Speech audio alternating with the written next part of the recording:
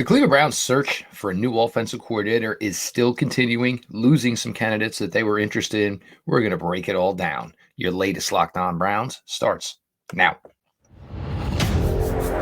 You are Locked On Browns, your daily Cleveland Browns podcast. Part of the Locked On Podcast Network. Your team every day.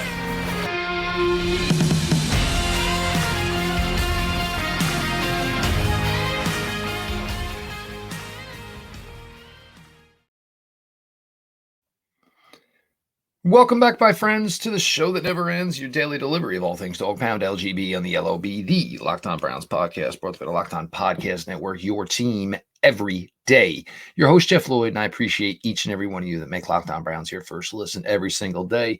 The everyday crowd keeps growing and growing. Let's hit that 7,500 number. Best way to do that is to subscribe to the Locked On Browns YouTube channel. Show is always available. It's always free, wherever you get your podcasts. This episode is brought to you by PrizePicks, the easiest, most exciting way to play daily fantasy sports. Go to prizepicks.com/LockedOnNFL and use code all lowercase LockedOnNFL for a first deposit match up to $100. Latest news, offense coordinator Kellen Moore, who the Browns did have in for an interview Friday. So quickly that went past, he got to Philadelphia and accepted the Philadelphia Eagles job. Philadelphia Eagles certainly further down the road. Not sure how much serious interest the Cleveland Browns had.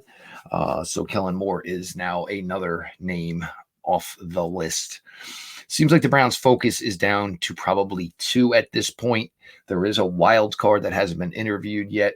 We'll get to him in a second. Obviously, Brian Johnson, the outgoing offense coordinator from the Philadelphia Eagles. And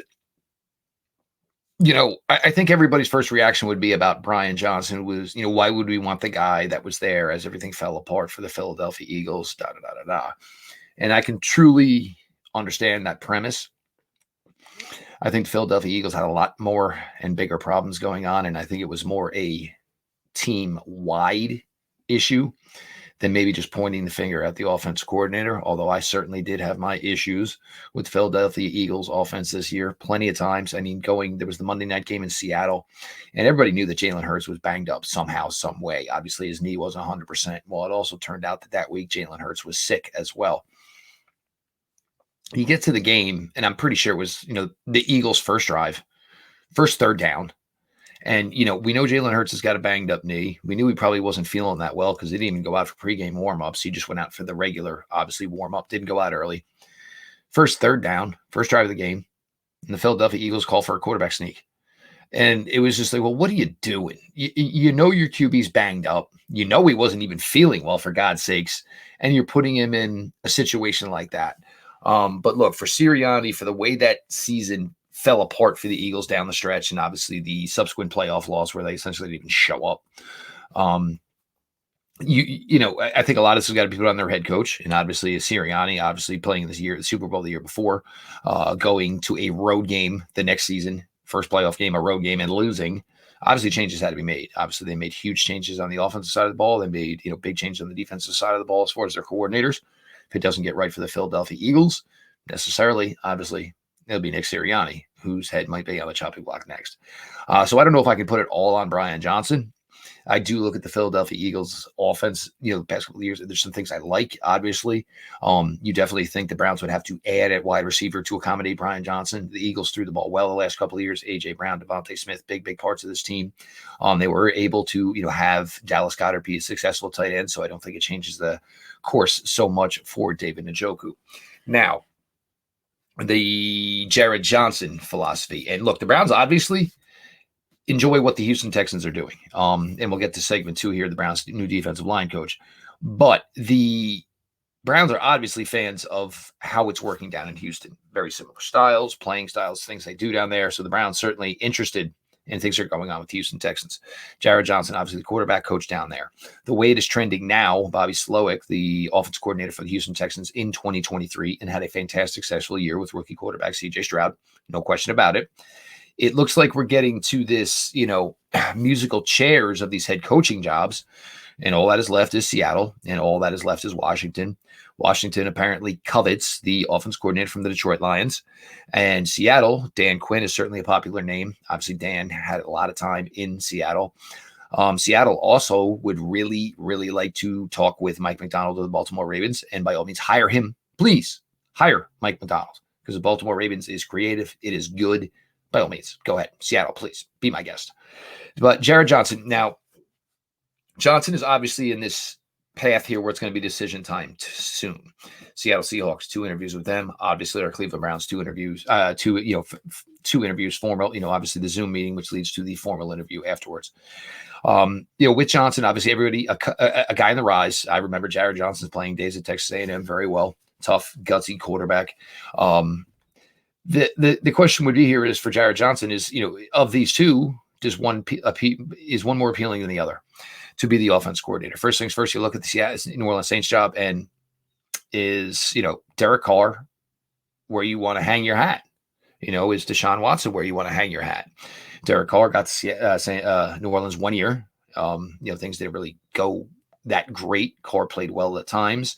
There was miscommunications and obviously issues at times between he and the receivers. Then you obviously look at Cleveland, Deshaun Watson. What you saw of him was pretty good. And which way are you going? Do the Saints seem more stable? Do the Browns seem more stable as a team that went to the playoffs last year? Obviously. Then of course, if you're Johnson, it's like, do I truly view this job at, Deshaun Watson? Or do I just view this as taking this offense coordinator job with Amari Cooper, with David Njoku? Certainly does have the relationship with Deshaun. So there's a lot still going on here. We'll see. Obviously, there'll be 2 more teams. We're recording early here on Sunday, so there will be 2 more teams eliminated on Sunday. Does that open up anything that the Cleveland Browns might have more interest in as far as getting another OC interview, or certainly still an open, a vacancy here, a couple vacancies here for the Browns. So all things to consider, all things to look at that the Cleveland Browns might be interested in. Tim Kelly, who was the offense coordinator for the Houston Texans, and that was Deshaun's last year of physically playing with the Houston Texans. And obviously we all talk about that season. An incredible statistical output, touchdown interception ratio, completion percentage, QBR, everything Deshaun Watson did in his final year with the Houston Texans was just incredible last year playing, of course. Tim Kelly, certainly a guy the Browns could talk to, certainly a guy the Browns could have interest in. And I do bring this up because Mary Kay Cabot, now when Mary Kay Cabot keeps pushing a name out there, there's probably something you guys really should open your ears. Open your eyes, clean out your ears, and listen to. If you all remember last spring, when we all thought the Elijah Moore talks were dead, she kept bringing up Elijah Moore every couple of days, once a week, So we know Mary, where she's getting her info from. Obviously, she's just not, grasping. Obviously, there's probably a reason she keeps bringing up Tim Kelly's name. We'll keep an eye out on it. Obviously, the Browns heavily still in search of their next offense coordinator. See how it plays out here. My guess is that this is going to be done sooner than it is going to be done later. We're going to continue on here. Your latest Locked On Browns. Nobody go anywhere. Stick around.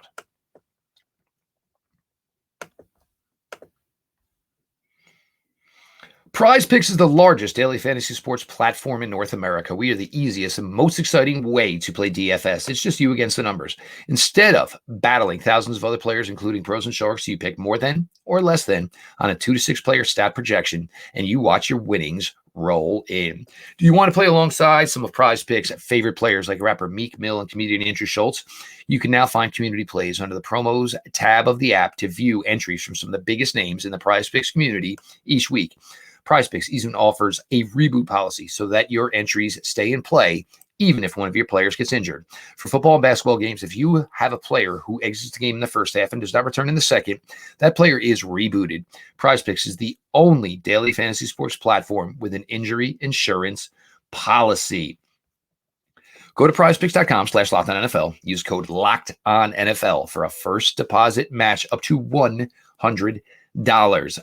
Again, Prize Picks, daily fantasy sports made easy. Go to prizepicks.com/LockedOnNFL. Use the code LockedOnNFL for a first deposit match up to $100.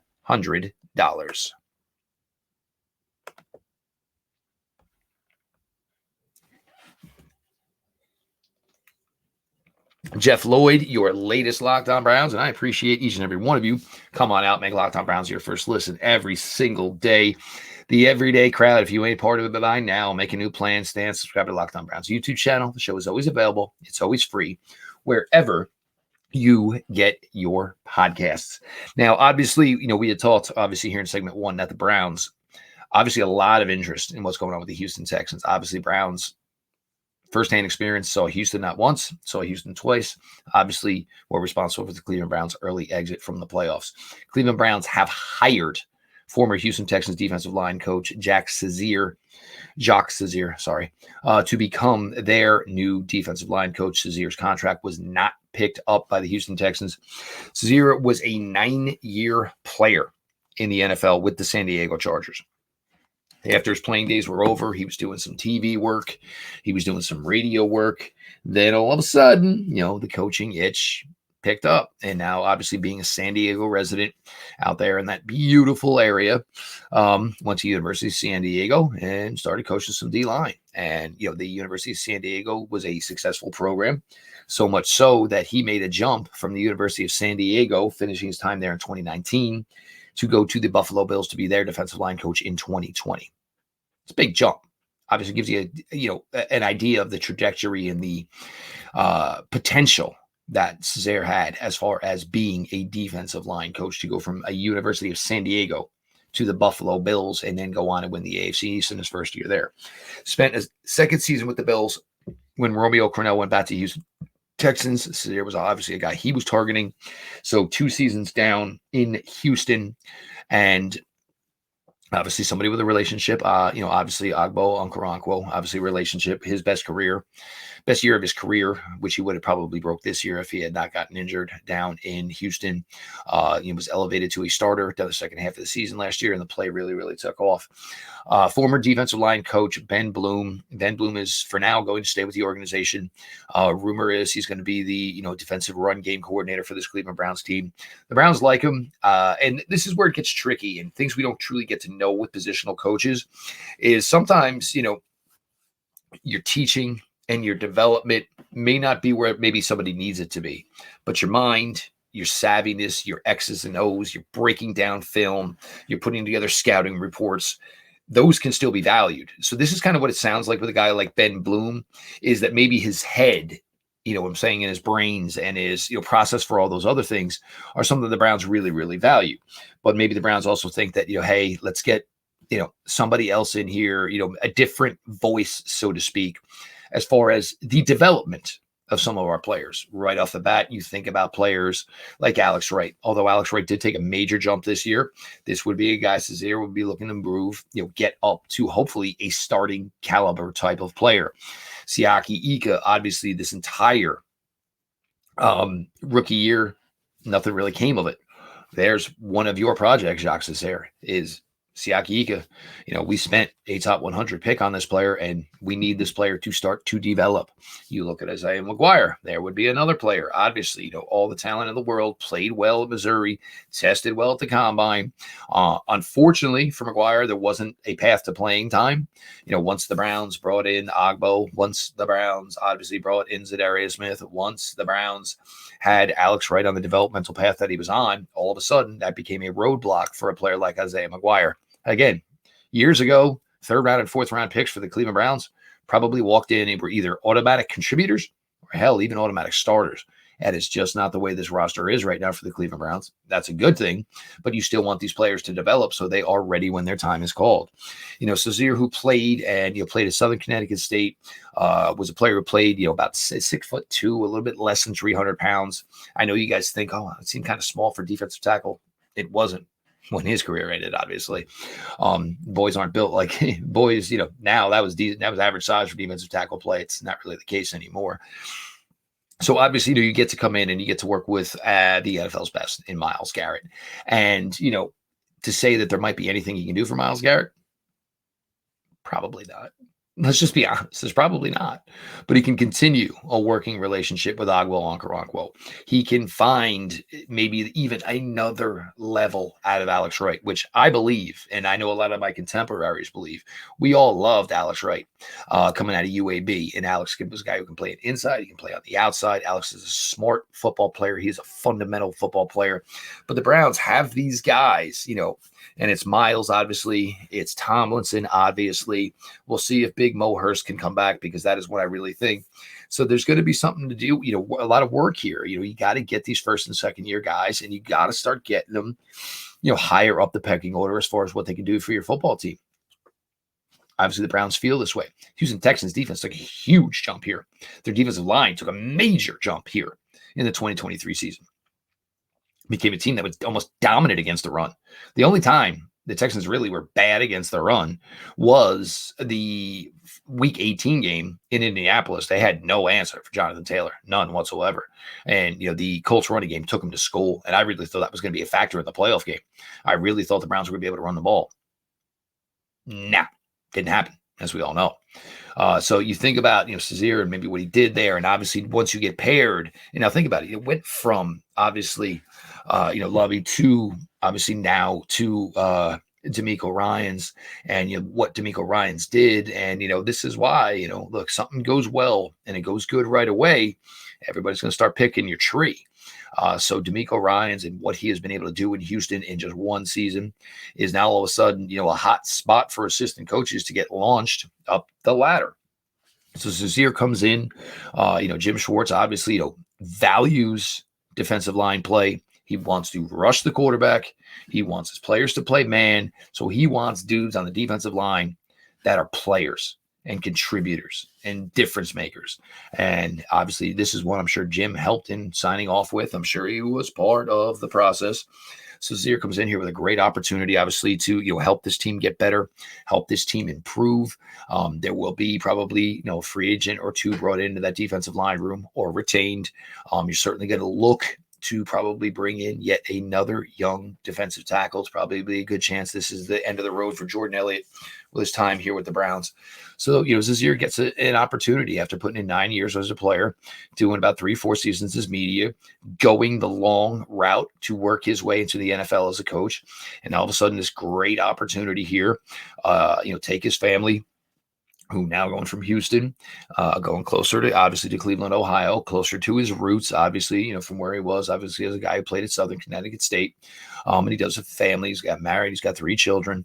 The next phase of their chapter, obviously. So, this is one, I think people weren't so sure why it went down. And I get that feeling as well, because obviously I think the defensive line this year, obviously, compared to last year, and look, not that that's much to compare it to, but compared to last year, this defensive line was, the 85 Bears compared to last year's defensive line. But that does not mean the growth stops. That does not mean the development stops. That does not mean the working stops. You are always trying to improve your product. You are always trying to improve your room. And now it is in the hands of Jacques Cesaire. We're going to continue here. Your latest Lockon Browns rolls on. As always, everybody, stick around.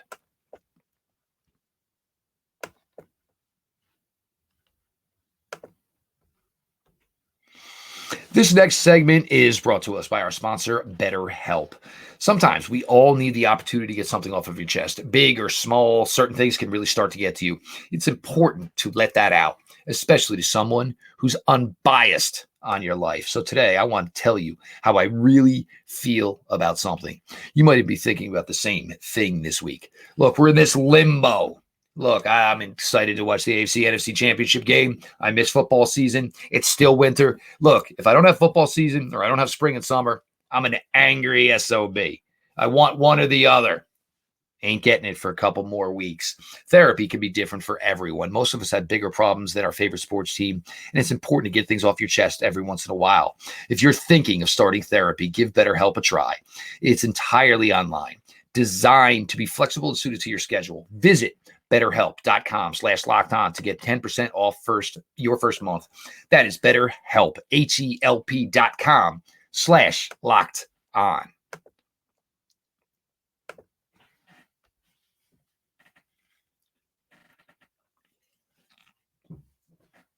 closing out your latest Locked On Browns, your host, Jeff Lloyd. Look, you guys are the best. You come here as your first listen every day. Sit down with me. The everyday crowd, we're closing in on 7,500. Subscribe to the Locked On Browns YouTube channel. Let's hit that illustrious number. The show is always available. It's always free wherever you get your podcasts. Now, we're in this, realm here. Obviously, we're going to start a series here of doing each positional group, offense and defense. Shrine Bowl practices are underway. Senior Bowl practices kicking off this week. Pete Smith going down there to support his boy Michael Hall. We're going to get Pete on to talk about some of the talent he's seen there and how they will fit with the Cleveland Browns. But we're going to start off here, obviously, the quarterback room. And, you talk about Deshaun Watson, and there's just so much talk about this. And look, I'm only talking about the play, guys. I get it. I'm only talking about the player and how he influences the Cleveland Browns on the field. Now, I think the Browns were in a really, really good place when they walked off that field, beating the Baltimore Ravens. And, that second half that Deshaun Watson had. Now, you go to that interview, obviously, from his show, Lockon Browns, that he did, of course, with his quarterback coach, Quincy Avery. And the reason that I like when players do this is there's a way to do it and there's a way not to do it. And I think what I really liked, and from Deshaun's standpoint, is Deshaun spoke about some of the things he felt like he was his own critic. And I love to hear that from players because it's the toughest thing to do, obviously, from where we sit. It is the job. But, sometimes, things get back to people. And obviously, we all know from that show, there was a little bit of that incident. Some things got back to Deshaun that maybe he was not, I wouldn't even say it was like an argument or it was like even being combative. I think it was just Deshaun trying to state his side of things because, look, we all know people hear what they want to hear. But, Deshaun talking about the fact that he felt himself. Sometimes he's a slow starter in the season. Sometimes he's a slow starter in the game. And I think that's the thing that I really took away from that. He takes a couple weeks to get going. And that's what I felt like really resonated to me from that interview is because you talk about, he walked off that 14 for 14, that second half in Baltimore. And there you were pretty much almost at the midway point. So, taking Deshaun's words into account, it made it feel like Deshaun felt like he was like, that's it, man. The engine's warm. I am good. I am. And, that's one of the things I truly took away from that. The scripting plays, there's reasons these things are done. And, the deeper you get into it, the more people you talk to within football, you understand why. Look, we think there's a great play action pass off of this. So we better make sure we call this run within our first 15 plays if we want to use this play and be effective of it. There is a way, we want to call this play because I want to see the way the safety is going to cover it because I'm sending two at him. Is he going to be responsible and jump right on the deep route, which means I've got the middle route? Is the guy going to – there are so many reasons that coaches script plays. And, Deshaun didn't put it one way or the other. And, Deshaun basically said, I'm going to do what Ford does. I am going to do what I'm coached to do, what I'm asked to do. And that's why I really, really liked that segment he did, of course, with Quincy Avery. And, of course, trying to recruit T. Higgins, no problem with that. By the way, same agent. You never know. So, for Deshaun, that was, for me, it was a really, really, a lot to take away, because I love to hear players, talk about themselves and be their own critic. Critic rather. That was something that I truly, truly took away from that. And so Deshaun, Quincy Avery, please keep that going. That is a great, great series. Very, very, very insightful. Now, the rest of the room, obviously DTR, starting games probably earlier than the Browns ever envisioned he would have. And it was a great summer for DTR. It really was. We all fell in love with the guy. And then all of a sudden, what was it, week 4? And all of a sudden now he's the man, put into a really, really bad situation. That didn't work out. Then the opportunity came around again and obviously beating the Pittsburgh Steelers. The Seattle game, I'm sorry, not the Seattle game, the Denver game. I don't care. I'm still dirty hit. You can say it forever and ever. That was a dirty hit. And I still think if DTR finishes that game, the Cleveland Browns win that game, and he really saw the young men start to come alive that day, I think he is the Browns' long-term number 2. But there are serious questions about who's the number 2 this year because, look, Deshaun, was injured twice this year. You can't ignore that. And, do you feel that you were truly ready, God forbid something happens to Deshaun, to say that this is DTR's team? You got lucky last year by finding Joe Flacco still available. The Browns did get really, really lucky. That's a scenario where a player like that is probably not going to be available again. Can you bring back Joe? Sure. Would be weird and kind of awkward. Probably.